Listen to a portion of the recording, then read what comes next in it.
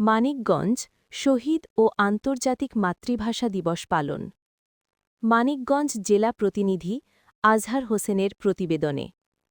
সালাম, বরকত, রফিক, জব্বার সহ আরও অনেক ভাষা সৈনিক তাদের জীবন উৎসর্গ করেছেন বাংলা ভাষার মর্যাদা রক্ষার জন্য। তাদের এই আত্মত্যাগ বাঙালি জাতিকে ভাষার অধিকার আদায়ে অনুপ্রাণিত করেছে।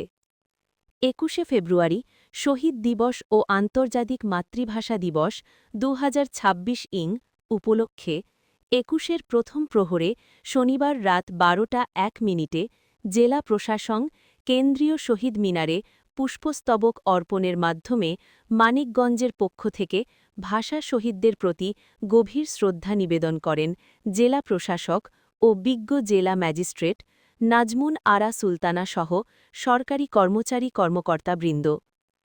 ১৯৫২ সালে ভাষা আন্দোলনে মানিকগঞ্জের কৃতি সন্তান শহীদ রফিকের স্মৃতিতে মানিকগঞ্জ সিংগাইরে দিনব্যাপী বিভিন্ন কর্মসূচির আয়োজন করা হয়েছে।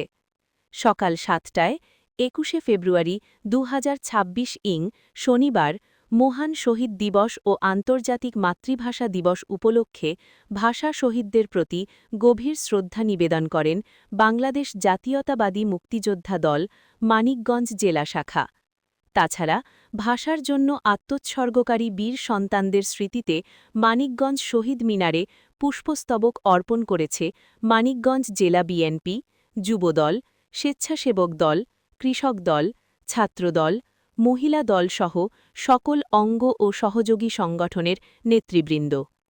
মানিকগঞ্জে মহান শহীদ দিবস ও আন্তর্জাতিক ভাষা দিবসে ভাষা আন্দোলনের চেতনায় মাতৃভাষার মর্যাদা রক্ষায় বিভিন্ন সংগঠন ভাষা শহীদদের প্রতি গভীর শ্রদ্ধা নিবেদন করেন।